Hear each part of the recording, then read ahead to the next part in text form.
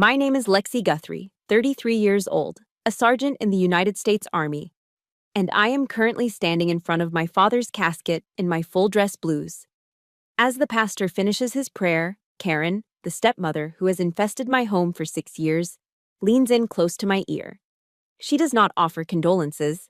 Instead, she hisses through her teeth, loud enough for the neighbors in the front row to hear. Stop with the fake tears. Your father told me before he died that you are just a stray he took in. He never loved you. The entire estate, the house, and Guthrie Construction belonged to Charles, my son. That is the only bloodline he recognized. She looks at me with triumph, expecting me to collapse or scream like a lunatic so she can play the victim. But she doesn't know that inside my left breast pocket, right beneath my medals, sits a USB drive and a DNA test result that my father's lawyer handed to me this very morning. Let me know where you are listening from and hit that subscribe button if you believe that a soldier might get ambushed. But she never surrenders to traitors within her own family. The scent of lilies in St. Mark's Chapel was thick enough to choke a person. It was that cloying, heavy sweetness that tries too hard to mask the smell of death, but only ends up making it more obvious. I stood at the position of attention, my spine locked straight against the back of the pew, encased in the rigid wool of my army dress blues. My white gloves were clenched so tight around the brim of my cover that I could feel the seams biting into my skin. My eyes were fixed forward, locked onto the mahogany casket draped in the American flag where my father, Thomas Guthrie, lay resting. It should have been a moment of silence, a moment of honor. But there was no peace here. Not with Karen sitting 3 feet away.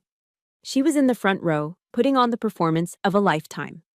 She dabbed at dry eyes with a delicate lace handkerchief, letting out calculated sobs at perfect intervals. But I knew those tears weren't for Dad. They were for the audience. They were for the neighbors, the church ladies, and the business partners filling the pews behind us. Next to her sat Charles, her 22-year-old son, my stepbrother. He was slumped in the pew, wearing a black suit that looked far too expensive, a suit I knew for a fact was bought with a swipe of my father's credit card while Dad was in the ICU. But that wasn't what made my blood boil. It was the flag. The ceremonial folded flag, the triangle of blue and stars that represents a life of service, was sitting on his lap. He was holding it casually, carelessly, like it was a throw pillow or a piece of junk mail he hadn't bothered to toss yet. Under the shelter of his suit jacket, I saw the blue glow of a smartphone screen reflecting on his face. He was scrolling through social media during the eulogy, occasionally covering a yawn with the back of his hand. He looked bored. He looked like this was a detention hall he couldn't wait to leave, not the funeral of the man who had paid for his college, his car, and his lifestyle for the last 6 years. The pastor finally nodded, signaling the start of the final viewing. It was time. My body moved on instinct. I took a step forward toward the aisle, intending to be the first to salute my father. But a hand shot out, blocking my path. It pressed firmly against the medals on my chest. It was Karen. She looked up at me, her face blotchy from the fake crying, but her eyes were dry and sharp as razor blades. "Charles goes first," she said. Her voice wasn't a whisper. She pitched it just loud enough to carry to the first 2 rows of mourners. "He is the son. He is the new man of the house. The order must be respected, Lexi." I froze. The audacity hit me like a physical blow. Charles didn't even look at me. He just smirked, a little twitch at the corner of his mouth, and stood up. He adjusted that expensive silk tie, pushed past me, and strutted toward the casket. He didn't bow his head. He didn't place a hand on the wood. He just stood there for a brief second, checking his reflection in the polished brass handle of the coffin before moving on. A ripple of whispers went through the chapel. I swallowed the lump of rage forming in my throat. I took a step back. Discipline. Maintain bearing. I would not make a scene in God's house. Then it was my turn. I walked to the casket, my dress shoes clicking rhythmically on the hardwood floor. I removed my right glove and placed my bare hand on the rough fabric of the stars and stripes covering the wood. The cold from inside the casket seemed to seep through the flag, chilling my fingertips. "I'm home, Dad," I whispered, my voice breaking just a fraction. "I'm finally here." Suddenly, I felt a hot, humid breath on the back of my neck. Karen had followed me up. She was standing right in my personal space, invading the final private moment I had with my father. She leaned in, her lips almost brushing my earlobe. "Stop acting, Lexi," she hissed. The sound was like a viper sliding through dry grass. "Your father told me everything the night he died. He said you are just a stray he took in out of pity. He regretted adopting an ungrateful brat like you." My heart hammered against my ribs. The world seemed to tilt on its axis. "He never loved you," she continued, twisting the knife. "Everything, the money, the company, the house, it all goes to Charles. That is the only bloodline he recognized. You get nothing. You are nobody. You are just an outsider." She pulled back abruptly and let out a wailing sob, loud and theatrical, throwing her arms out as she turned to the congregation. "Oh, Lexi," she cried out, her voice trembling with mock sympathy. "I know you are hurting because you aren't his real blood. But please, don't blame your father for his choices." The silence in the chapel was shattered. The murmurs erupted into a buzz of shocked conversation. I could feel the eyes boring into my back. I looked up and saw Mrs. Ruth, the neighbor who used to bake me cookies, looking at me with confusion and pity. I saw Pete, Dad's foreman, frowning deeply. They were buying it. They were believing the grieving widow. In that second, standing alone at the altar, I felt more isolated than I ever had in a combat zone. I looked at Karen, burying her face in her hands, and Charles, who was now openly grinning at me from the side. Panic started to rise in my chest, hot and suffocating. But then, a voice cut through the noise in my head. It was the voice of my drill sergeant from basic training, screaming over the sound of live fire. In an ambush, panic is death. Assess, adapt, overcome. I took a deep, shuddering breath, forcing the air into my lungs. I did not scream. I did not cry. I simply nodded, once, slowly. I reached up and tapped my left breast pocket, feeling the hard outline of the USB drive and the crisp edge of the envelope hidden there. I looked Karen dead in the eye. My face was a mask of stone. "Go ahead and laugh, Karen," I thought. "The ambush didn't start today. It started 4 days ago, and you have no idea what's coming for you. To understand the fire burning inside me at the funeral, you have to go back 4 days. You have to understand that the ambush didn't start in the chapel. It started 400 miles away, on a dusty field at Fort Bragg, North Carolina. 1, 2, 3, 4. The chant of the new recruits echoed across the training grounds, rhythmic and powerful. The sun was beating down on the back of my neck, sweat soaking through my camouflage uniform. But I felt alive. I was correcting the grip of a young private who was struggling with his rifle, my hands firm and steady. I loved the Army. I loved it because it made sense. In the military, life is binary. You meet the standard, or you don't. You do your job, you get promoted. You mess up, you do push-ups. There is no gray area. There are no lies. But then a vibration in my pocket broke the rhythm. My phone. Strictly speaking, I shouldn't have answered it on the drill pad. But when I pulled it out and saw the name Stepmom Karen flashing on the cracked screen, a cold knot tightened in my stomach. Karen never called. She only texted demands for money or complaints. If she was calling, the world had shifted off its axis. I signaled for a corporal to take over the formation and jogged to the edge of the dirt field, kicking up red dust with my boots. "Hello, Karen? What's wrong?" I asked, my breath hitching slightly from the run. There was a pause on the other end. No background noise, no crying, just a dead, static silence.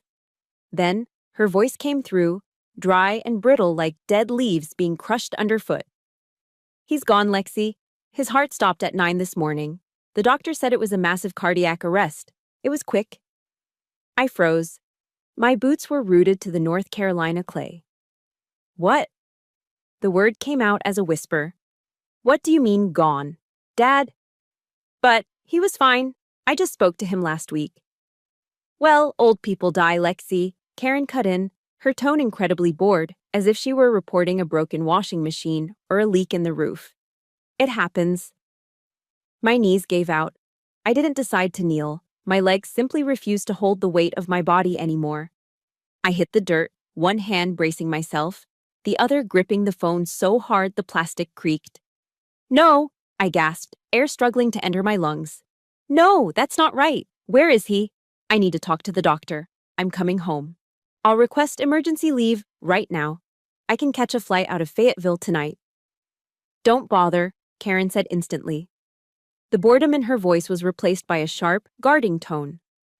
Plane tickets are expensive, Lexi. Last-minute fares are hundreds of dollars. Don't waste the money. Waste the money, I shouted, causing a few recruits 50 yards away to turn their heads. He is my father, Karen. I want to see him. He is dead, Lexi. You seeing him won't change that, she sighed, a long dramatic exhale of annoyance. Just send the money you would have spent on the ticket to me. Funerals are expensive, you know. I have to take care of everything. Charles is in shock, the poor boy. I have to focus on the living. I am coming home, I growled, tears finally spilling over, cutting tracks through the dust on my face. Do what you want, she snapped. But don't expect a welcome party. I'm having him cremated immediately. There won't be a viewing. Click. The dial tone buzzed in my ear. It sounded like a hammer striking a nail, over and over again. Tut! Tut! Tut! She had hung up on me. She hadn't used the Red Cross message system, which is the proper, dignified way a soldier is supposed to be notified of a death in the family. That would have involved a chaplain, a private room, and respect. No. She had called me directly to control the narrative, to shock me, and to tell me to send cash instead of my presence. I screamed. It was a raw, guttural sound that ripped out of my throat, slamming my phone into the red dirt. Hours later, I was sitting on a Delta Airlines flight, staring out into the pitch-black sky. The cabin was dark, filled with the soft snoring of strangers and the hum of the engines. My forehead rested against the cold plastic of the window, chilling my skin, but it couldn't cool the burning shame in my chest. I unlocked my phone and opened my call log. My thumb hovered over the entry from 3 days ago. Dad, missed call. I remembered that moment vividly. I had been in a briefing. I saw his name pop up. I hit decline and sent a quick text. Busy right now. Call you later. Love you, Dad. I never called later. I got busy. I got tired. I thought I had time. I thought he would always be there, sitting in his recliner, waiting for me to check in. That text message was the last thing I ever said to him. Busy right now. The regret tasted like bile in the back of my throat. Les Brown once said the graveyard is the richest place on earth because it is filled with words that were never said. Now, my father was in that graveyard, and I was up here at 30,000 feet, holding a phone full of silence. If you have ever lost someone and would give anything to go back and answer that one missed call, please hit the like button and comment, "Family first," below. Let's remind each other what truly matters before it's too late. I closed my eyes, letting a single tear slide down my nose. I prayed to a God I wasn't sure was listening. I'm sorry, Dad. I'm so sorry I wasn't there. But I promise you this, I'm going home now. And I am not going there to mourn quietly. I'm going there to fight for you. By the time the taxi dropped me off at the house the next morning, the sun was just coming up.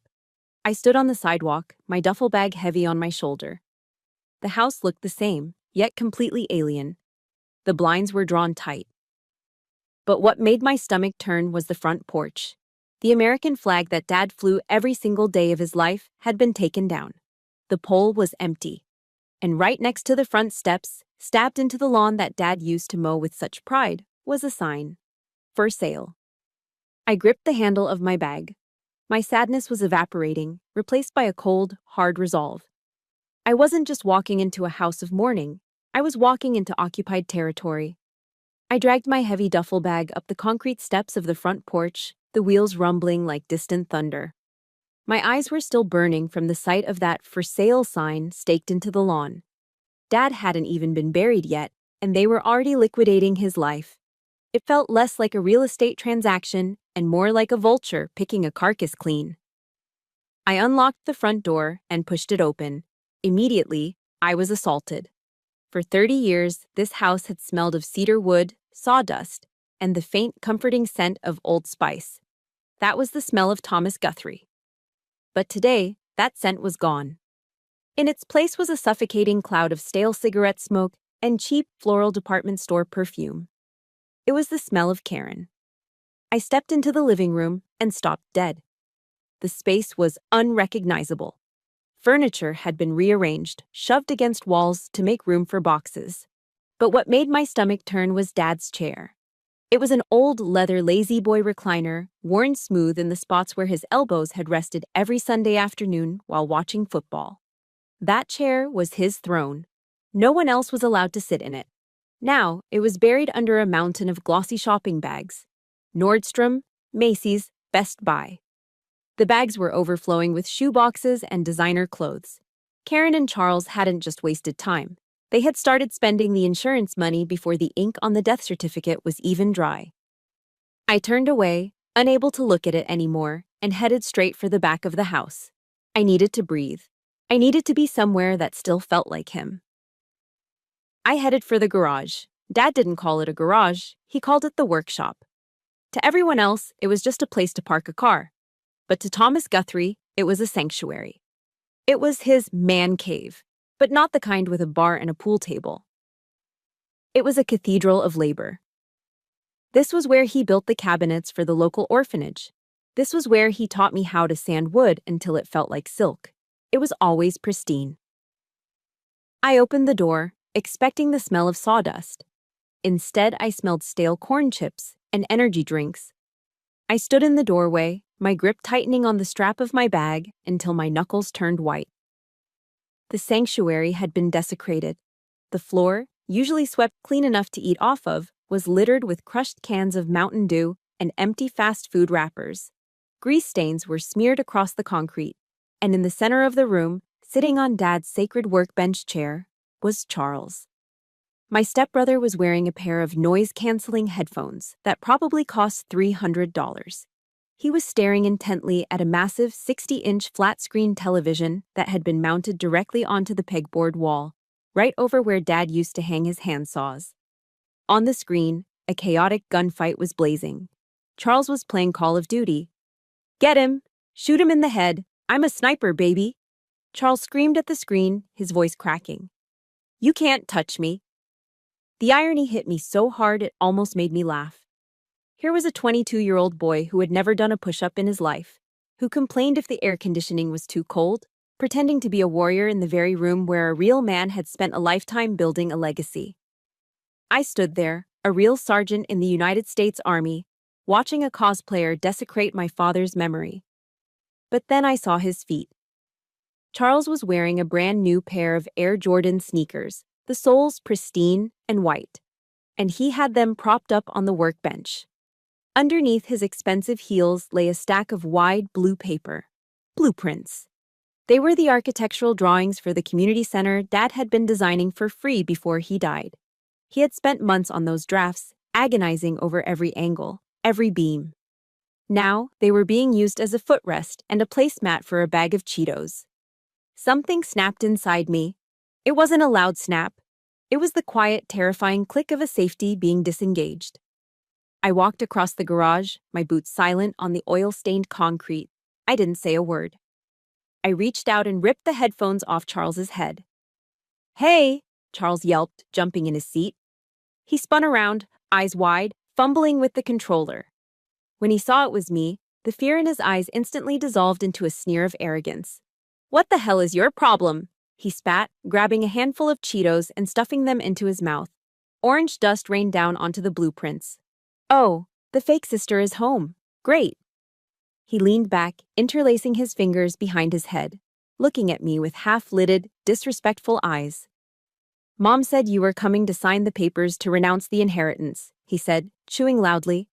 "Make it quick, all right? I'm in the middle of a ranked match. I don't have time for your drama." I looked down at the blueprints. There was a grease stain spreading across the drafting paper where a Cheeto had fallen. It was a small thing, a meaningless piece of paper to him. But to me, it was the final insult. It was the evidence that they didn't just want his money. They wanted to erase the dignity of his labor. I looked at Charles. I could have broken his nose. It would have been easy. I knew 6 different ways to incapacitate him before he could even stand up. But Dad didn't raise a thug. He raised a soldier. And soldiers pick their battles. I reached down and slowly pulled the blueprints out from under his feet. Charles laughed, a short barking sound, and turned back to his video game. "Just go away, Lexi," he muttered. "This is my house now." I rolled up the blueprints, brushing the orange dust off with a tenderness that contradicted the rage boiling in my veins. My eyes shifted from the stained paper to the back of his head. "Enjoy the game, Charles," I said, my voice low and cold, cutting through the noise of the simulated gunfire on the screen. "Enjoy it while you can, because your playtime is about to be over." I turned on my heel and walked out. I didn't go to my old bedroom. I walked straight out the front door, got into my rental car, and drove. I wasn't going to cry. I was going to see a lawyer. I slipped out of the house around 5 o'clock in the afternoon. I told Karen I needed to drive to the gas station to buy a pack of cigarettes, even though I hadn't smoked since basic training. She didn't even look up from her catalog of expensive urns. She just waved a hand dismissively, probably relieved to have me out of her sight so she could continue calculating how to spend my father's life savings. I walked out to the driveway and climbed into the cab of Dad's Ford F-150. It was an older model, a beat-up workhorse with a dent in the rear bumper where he had backed into a cement mixer 10 years ago. As I turned the key, the V8 engine roared to life with a familiar, throaty rumble that vibrated through the seat. I rested my hands on the steering wheel, gripping the worn leather where his hands had been just days ago. For a moment, it felt like he was sitting right there in the passenger seat, smelling of sawdust and peppermint gum. I didn't go to the gas station. I drove to the edge of town, pulling into a small gravel lot behind a barber shop. There, tucked away from the main street, was a small office with a weathered oak sign. Whitaker and Associates, attorneys at law. Mr. Whitaker was 65 years old, a former Marine with a haircut that was still high and tight and a handshake that could crush a walnut. He was waiting for me. "Enter, Sergeant," he boomed as I opened the door. The office looked like a time capsule. It smelled of old legal paper, gun oil, and quality alcohol. On the wall behind his desk hung a black and white POW MIA flag, and mounted right above it was an antique double-barreled shotgun. It was a room that commanded respect. Whitaker motioned for me to sit and slid a crystal glass across the heavy mahogany desk. He poured 2 fingers of amber liquid from a decanter. "Kentucky bourbon," he said. "Your dad's favorite. Drink up. You're going to need it." I took a sip. The alcohol burned pleasantly on its way down, settling my nerves. "Karen said she fired you," I said. "She tried," Whitaker grunted. "But your father gave me strict instructions. If Karen called to report his death, I was to sit tight and wait for you to walk through that door. He knew you would come." He leaned forward, his expression softening. "Lexi, about a month ago, Tom came to see me. He looked terrible, and it wasn't just his heart condition. It was a sickness of the soul. He had discovered that Karen had siphoned $50,000 out of the construction company's operating account. She used it to buy that sports car for Charles." My jaw tightened. $50,000. That was the payroll money. "That wasn't the worst of it," Whitaker continued, his voice dropping an octave. "The money was just theft. The emotional betrayal was what killed him. He told me he overheard a phone conversation Karen was having with you." I frowned, confused. "Me? I haven't spoken to her in months until she called to tell me he died." "Exactly," Whitaker nodded grimly. "She was faking it, or she was talking to an accomplice. But she made sure Tom heard her side of the call. She told him that you were on the line, laughing at him. She told him that you called him a washed-up hick bricklayer and that you were ashamed of your blue-collar upbringing. She told him you wished he would just hurry up and die so you could sell the land." I felt the blood drain from my face. She told him that? And he believed her. He was devastated, Lexi. He sat right in that chair where you are sitting, and he wept. He cried because he thought his little girl hated him.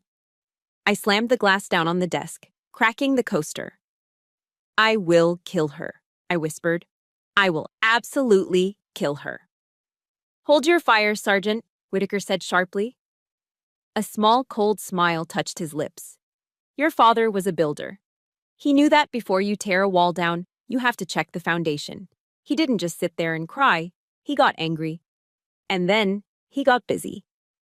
Whitaker stood up and walked over to a black steel safe in the corner of the room. He spun the dial.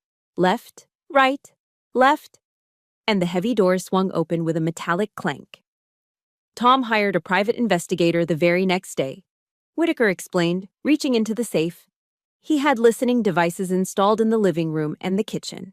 He recorded everything for the last 3 weeks, every conversation between Karen and her boyfriend, every plot she made with Charles. He pulled out a thick manila envelope sealed with red wax. And he did one more thing, Whitaker said, placing the envelope in front of me. He managed to get a hair sample from Charles's hairbrush and a sample from his own. He sent them to a private lab. He wanted to be absolutely sure that the legacy of the Guthrie name did not fall into the hands of a stranger. He pushed the envelope across the desk. This is his final order, Lexi. I reached out and took the package. It felt heavy. Not heavy in weight, but heavy with the honor of a man who refused to be played for a fool. I broke the seal and tipped the contents into my hand. Out slid a silver USB drive and a stack of legal documents. Tomorrow is the funeral, I said, my voice steady now. She is going to put on a show. Whitaker stood up and buttoned his suit jacket. Then we will turn that chapel into a courtroom. I will be there as the executor of the will. Your mission is to maintain your bearing until an hour. Do not let her provoke you into firing early.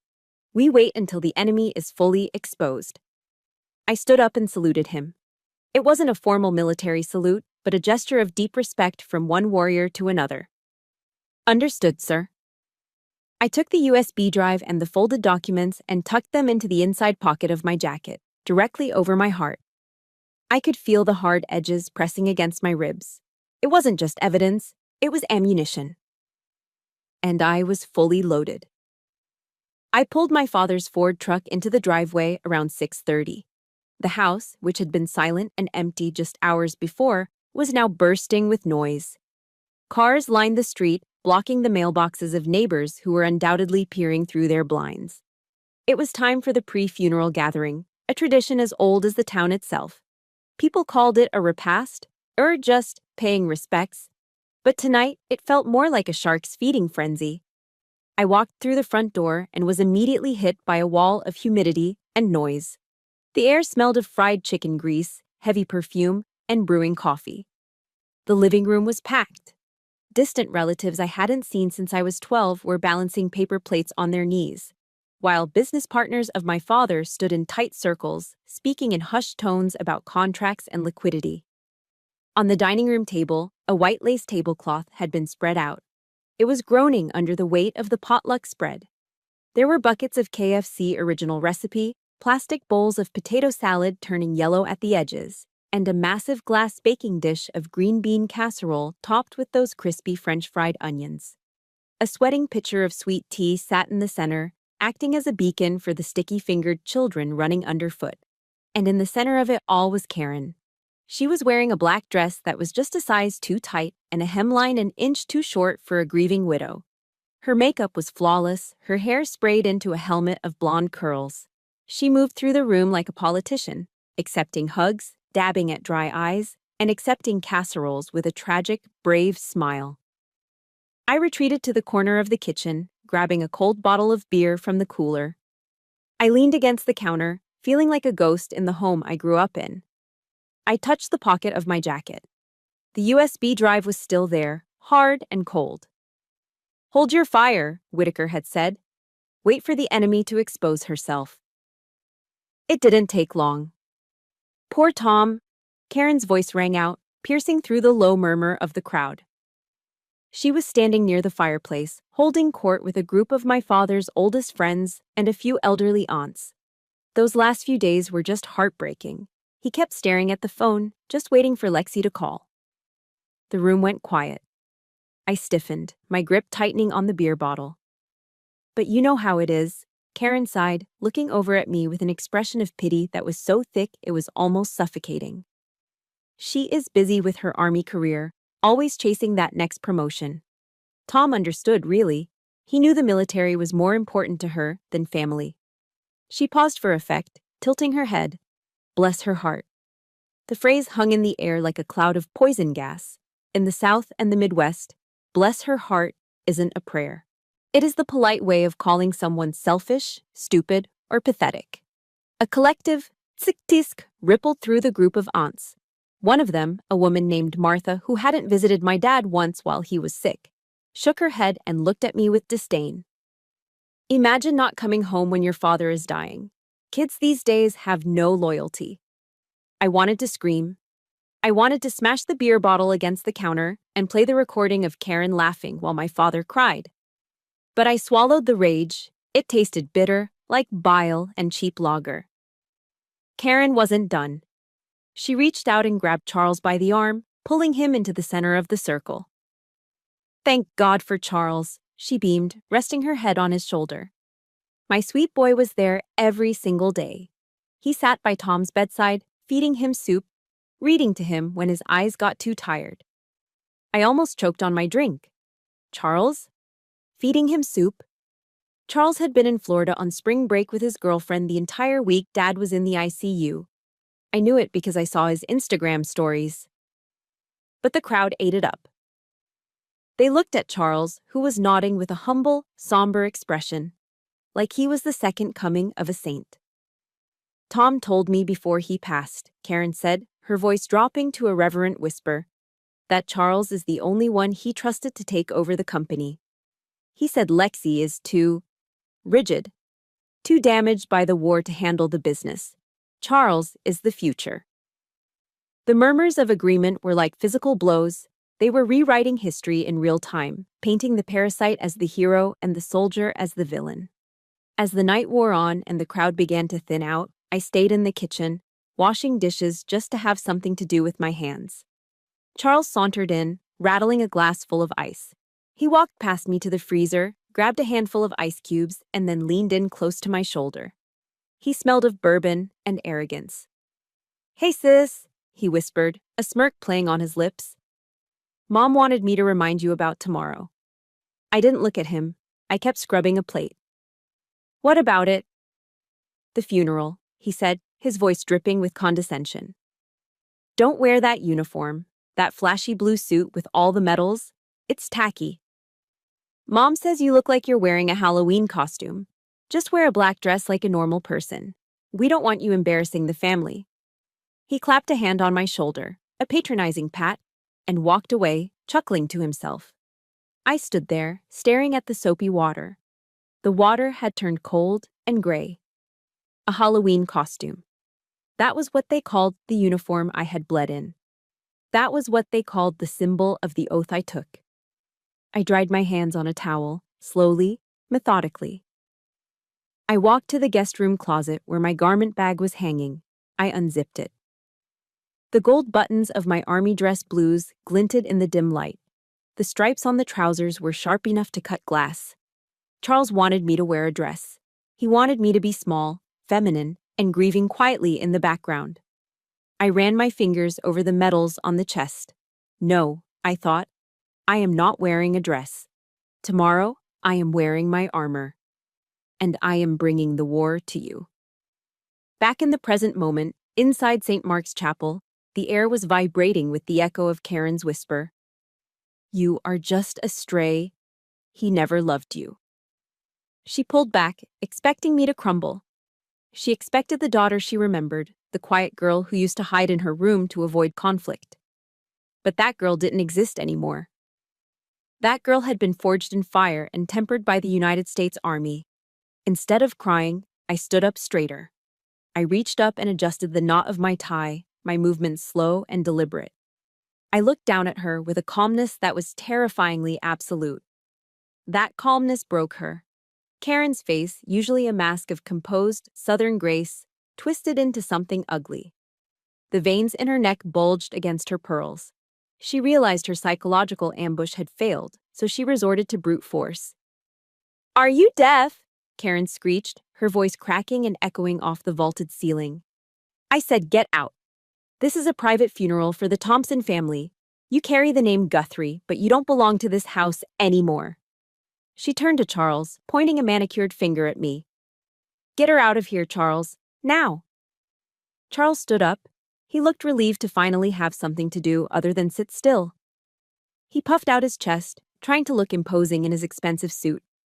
He was 6 feet tall, towering over me, but his stance was all wrong. He was soft. He had the sloppy center of gravity of someone whose only physical conflict was fighting with a game controller.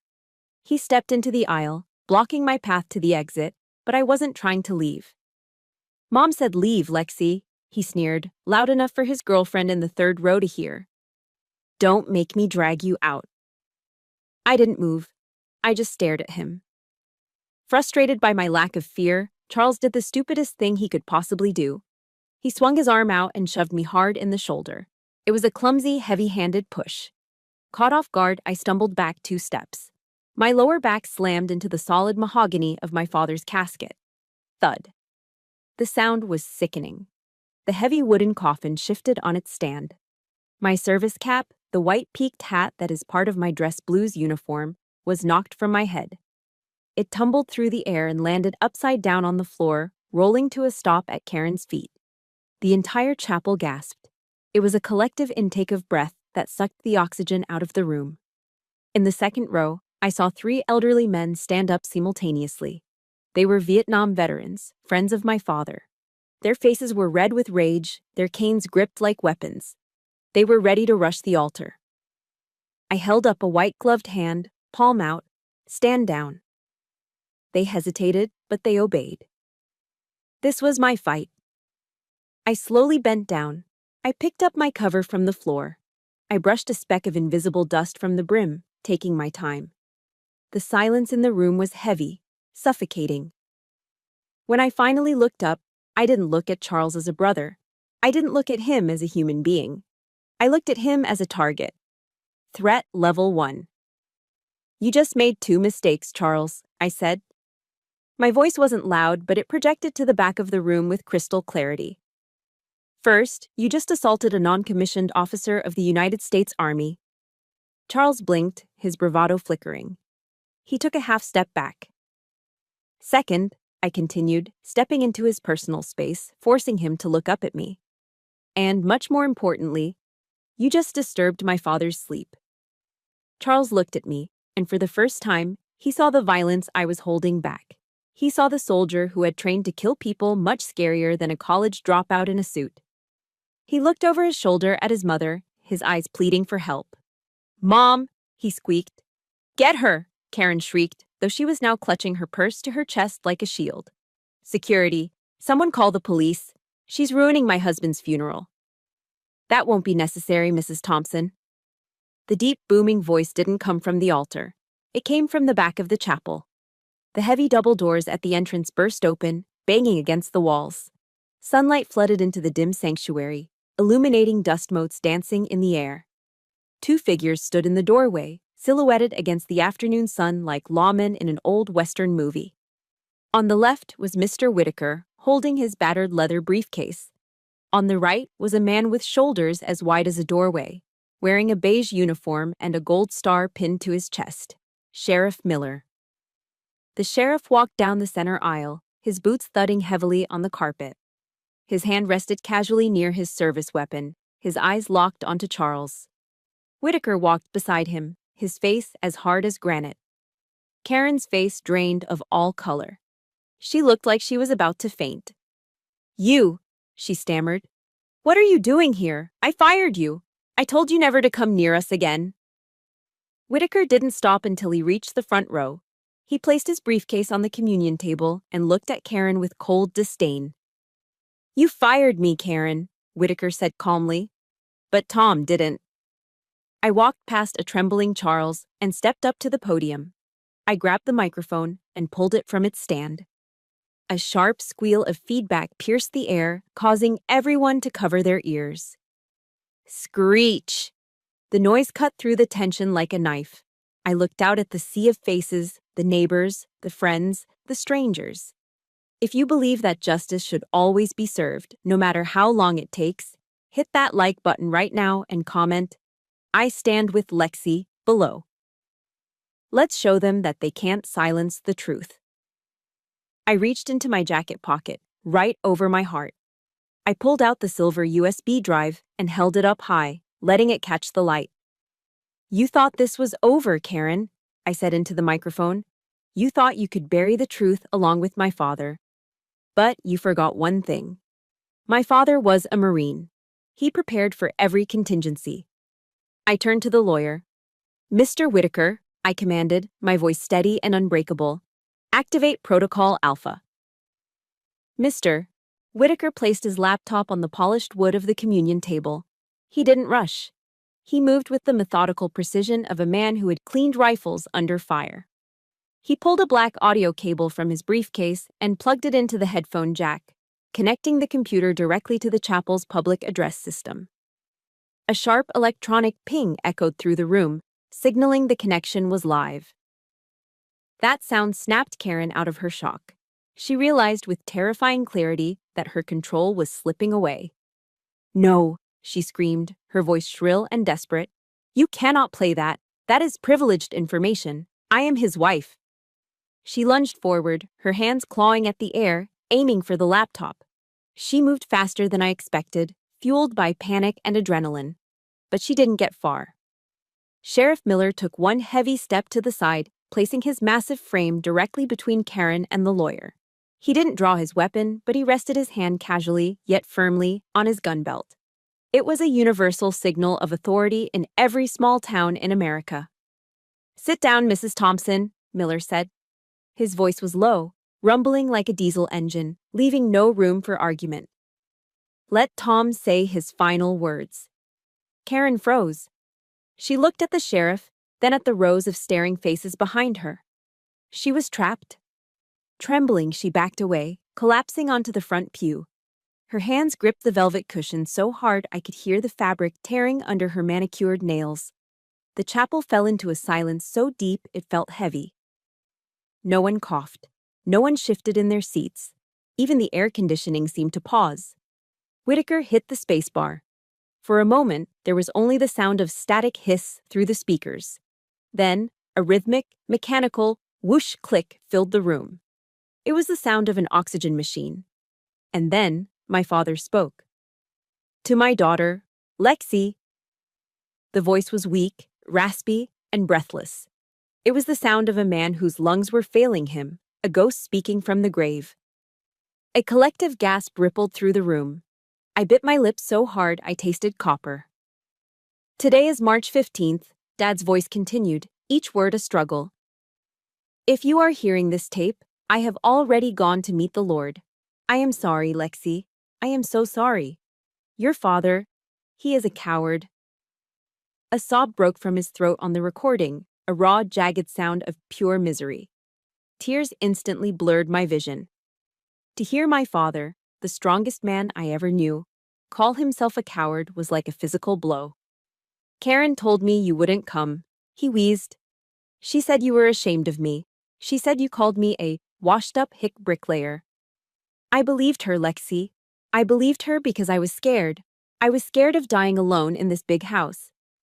In the recording, there was a shift. The sound of a door opening in the background. Dad must have hidden the recorder under his blankets.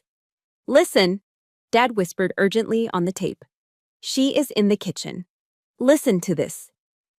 Through the static, a new voice drifted in. It was distant, but unmistakable. It was Karen. And she wasn't crying. She was laughing. The sound of a cork popping from a wine bottle was crisp and clear. "Oh, stop worrying, Ray." Karen's voice floated through the speakers, light and flirtatious. She was talking to someone on the phone. "The old man is kicking the bucket any day now. Dr. Evans said his heart is functioning at 10%. Just a little more stress, and pop." She laughed again, the sound echoing chillingly in the silent chapel.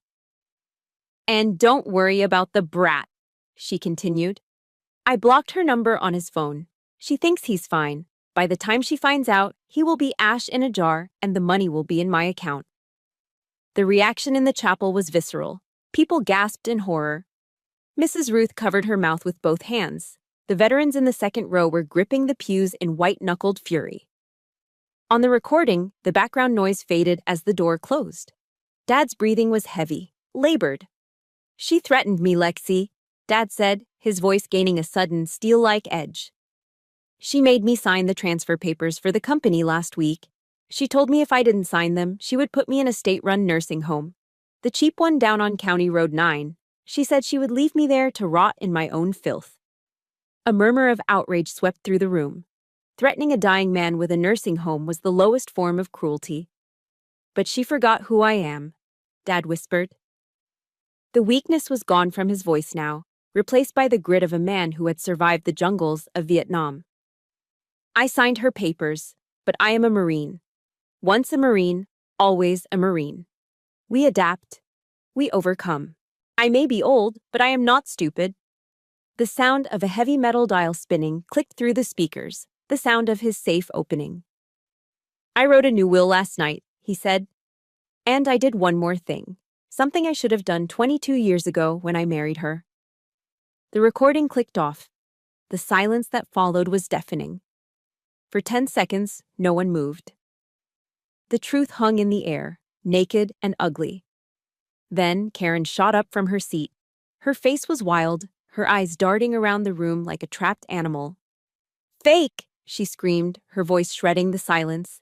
"That is a fake. This is AI. It's artificial intelligence. You can do anything with computers now. She made that up to frame me. My husband loved me. He loved Charles." She pointed a shaking finger at me, desperate to find an angle, any angle, to save herself. "You think you can fool these people with a deepfake recording? Everyone knows technology can fake a voice." She looked around for support, but she found none. The faces staring back at her were filled with disgust. I stepped back up to the microphone. My face was dry. I wasn't crying anymore. The sadness was gone, replaced by the cold, hard certainty of justice. "You want to talk about fake, Karen?" I asked, my voice echoing off the walls. "You want to talk about technology? Fine, let's talk about biology." I nodded to Mr. Whitaker. "Open the second envelope." Mr. Whitaker reached into the second envelope, his movements calm and precise. The sound of the thick paper sliding out seemed to echo like a gunshot in the silent chapel. He unfolded the document, smoothing it flat on the communion table. It bore the red, official seal of GeneTech Laboratories. He reached into his breast pocket and pulled out a pair of wire-rimmed reading glasses. He put them on slowly, letting the suspense build until the air in the room felt thin and electric. He looked over the rim of his glasses at Karen, then down at the paper. "This is a certified DNA paternity test," Whitaker announced, his voice projecting to the back of the room without the need for a microphone. "It was authorized by Thomas Guthrie himself 2 weeks ago." He cleared his throat. "Sample 1. Thomas Guthrie and Lexi Guthrie.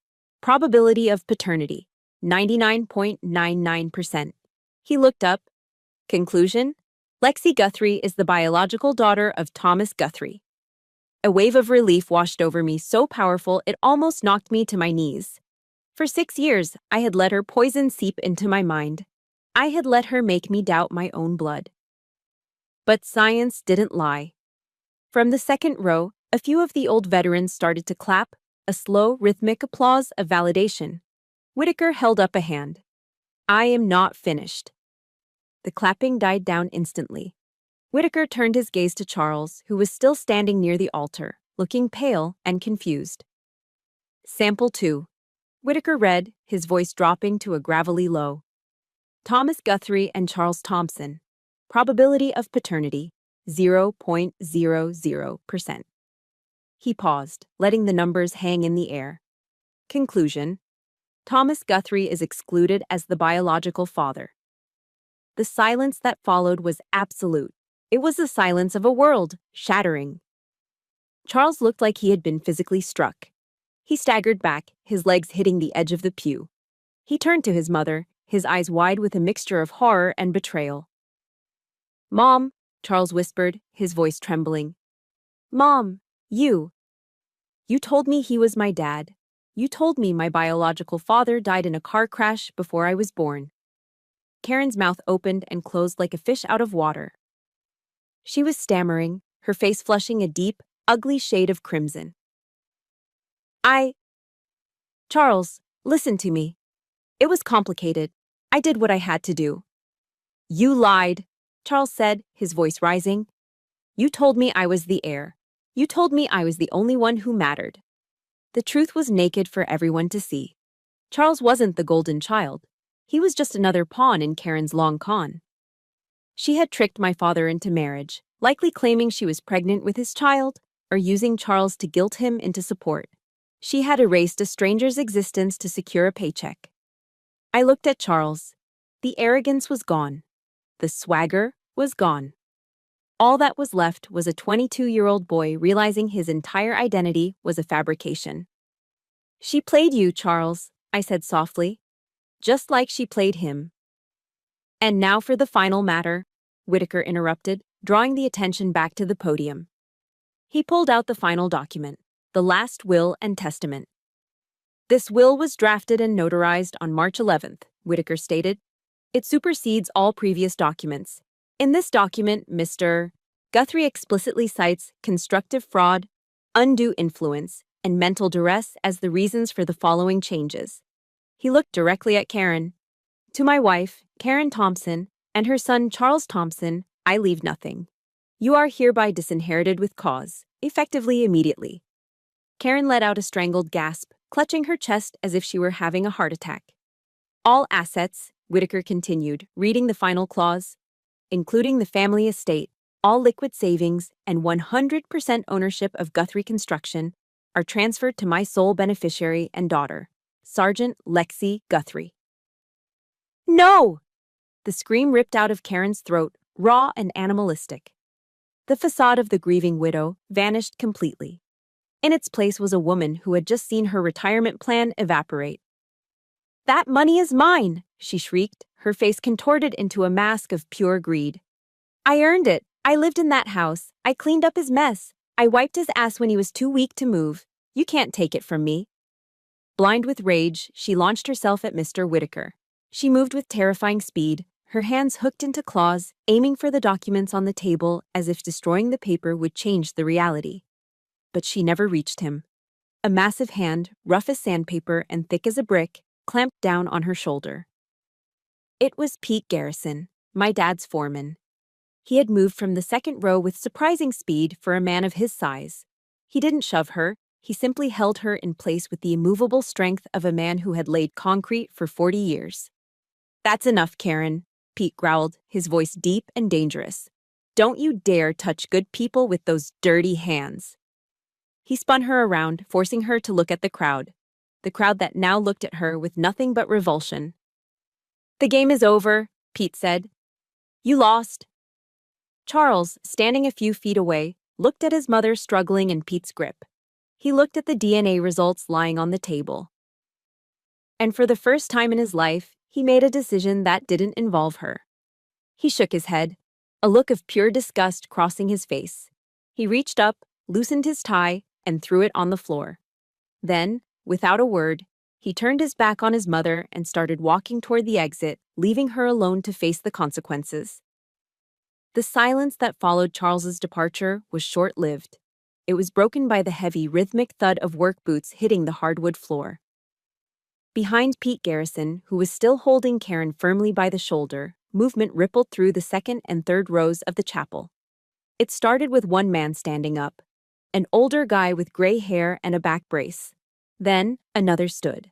Then, 3 more. Within seconds, a dozen men had risen from their pews. These weren't the men in tailored suits who had been whispering about business deals during the eulogy. These were the men in flannel shirts buttoned to the neck. These were men in stiff denim jeans that were faded at the knees. Some of them still had fine white drywall dust clinging to their boots and calloused hands that looked like they were carved from oak. They were the crew of Guthrie Construction. They were the men my father had hired, trained, and looked after for 30 years. They moved with a silent, unified purpose, stepping into the aisle and forming a solid line behind Pete.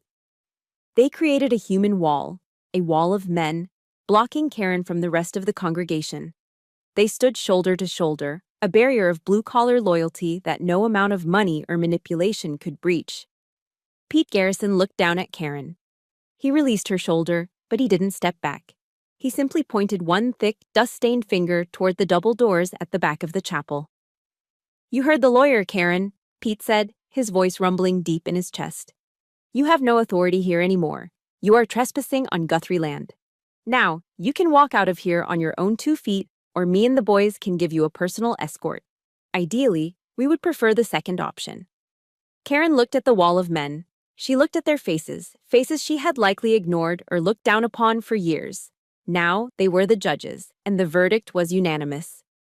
I stepped down from the podium. As I approached the aisle, the wall of men parted for me. They stepped aside with a reverence that brought a lump to my throat, creating a path for me to walk through. I stopped directly in front of Karen. She looked pathetic. The confident, scheming socialite was gone. Her mascara was running in black streaks down her cheeks, ruining her perfect foundation. Her expensive dress was wrinkled from her struggle with Pete. She was trembling, not with grief, but with the terrifying realization that her safety net had been set on fire. I raised my left arm and looked pointedly at my watch, a sturdy tactical field watch that had survived deployments in the desert.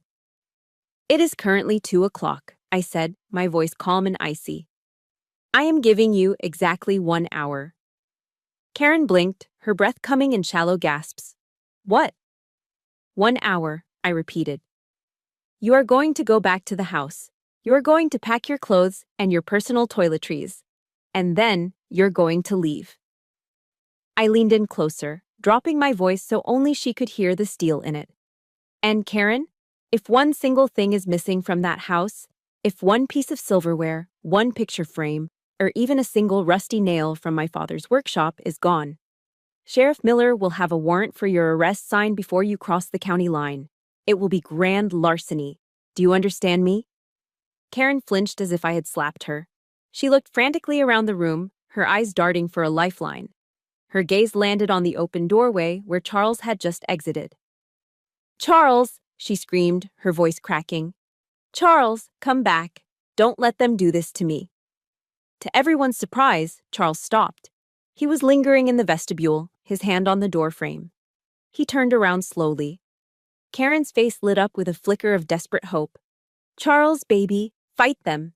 Tell them that house belongs to you. We can sue them. We can fix this." Charles looked at his mother.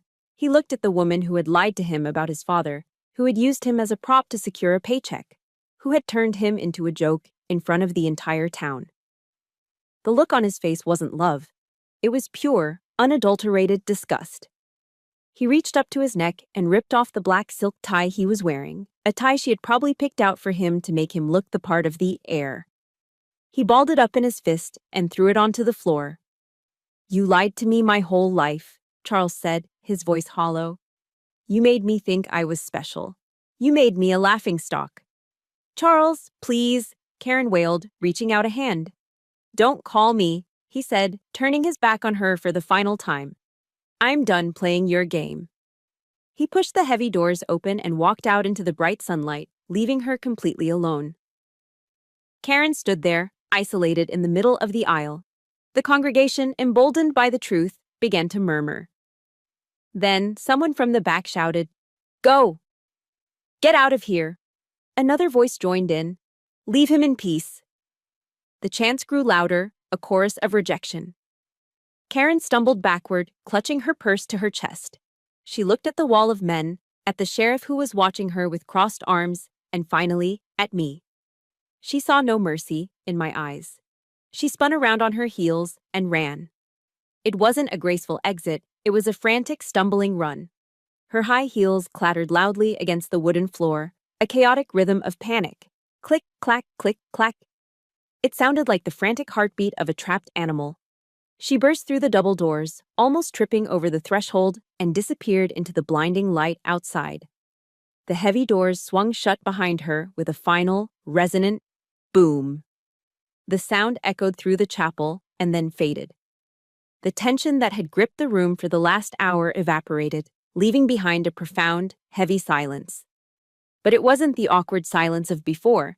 It was the silence of peace. It was the silence of a battlefield after the guns have finally stopped firing. The air conditioning hummed. A bird chirped outside the stained glass window. I turned my back on the doors.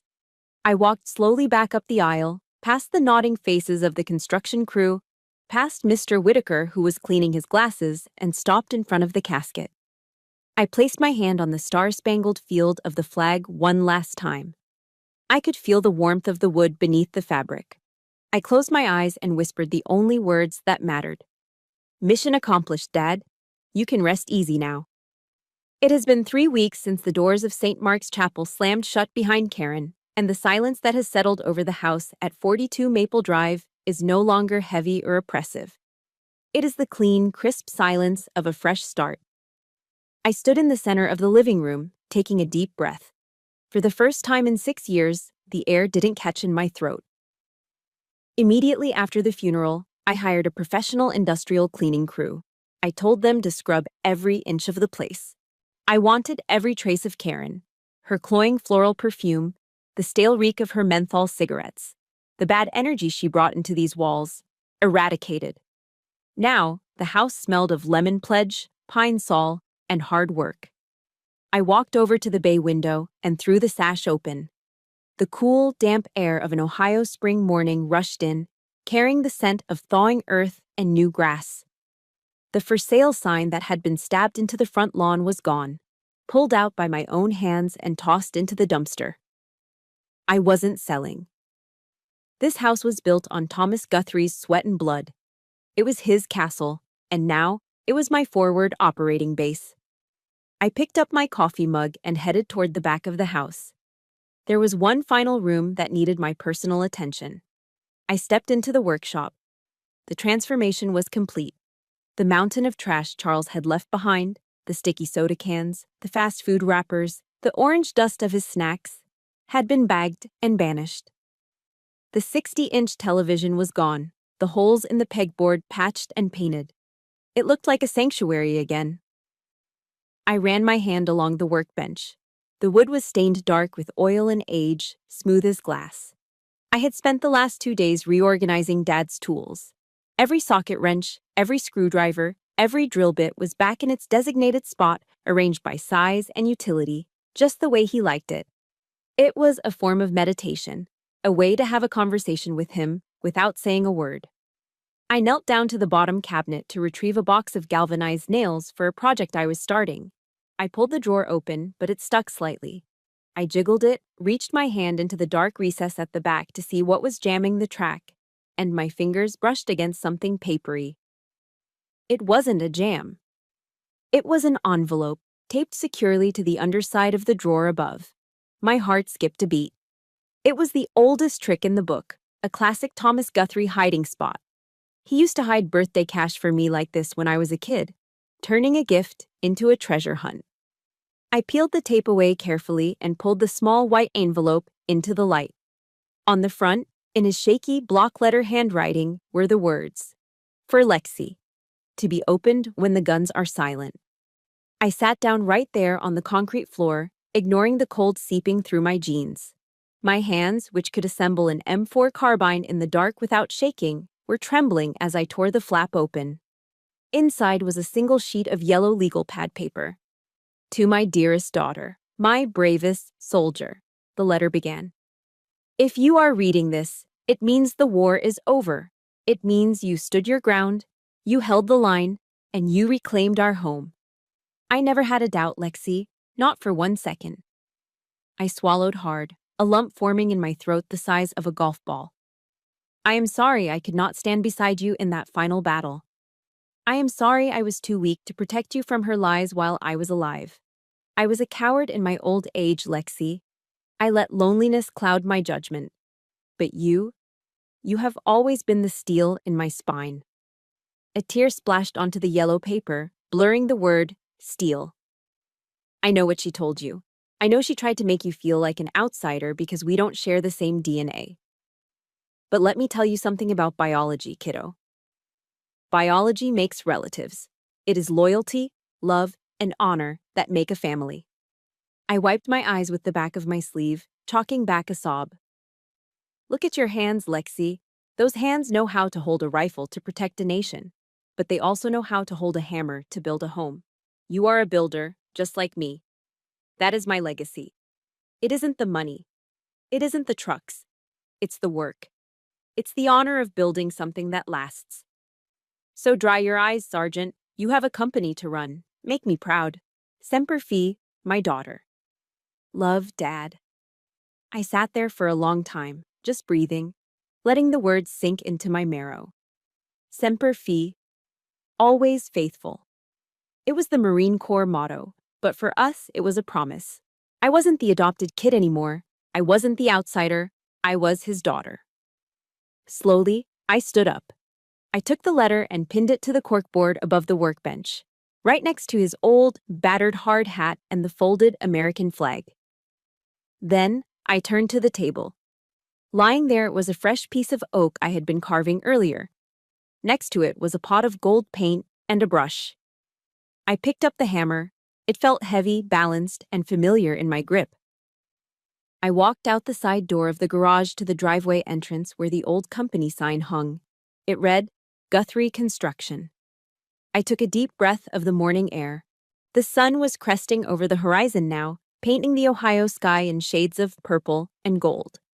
It was a new day. I climbed the ladder and removed the old board. In its place, I hung the new one I'd finished just last night. I drove the nails in with strong, sure strokes.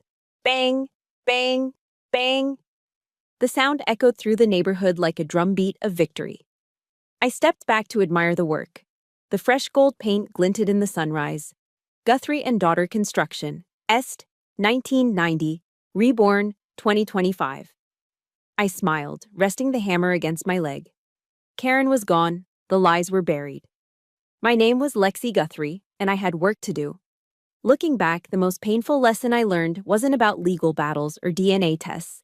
It was realizing that sharing blood doesn't give someone a free pass to disrespect you. Too many of us are taught to keep the peace at the expense of our own mental health. But my father's final command taught me that true peace requires strong boundaries. You do not owe your loyalty to people who treat you like an option or an ATM. Real family isn't determined by a birth certificate. It is determined by who stands beside you when the storm hits. Never be afraid to prune your family tree if the roots are rotten. Your dignity is always worth fighting for. I know my story was intense, but I have a feeling I am not the only one who has had to face a Karen or a Charles in life. Have you ever had to stand your ground against a toxic family member to protect your legacy or your peace of mind? I want to hear your stories in the comments below. Let's create a safe space to support each other. If you enjoyed seeing justice served today, please hit that like button and subscribe to the channel. It helps us share more stories of resilience and truth. Thank you for listening, and remember, in the construction of your life, you are the architect. Build it strong.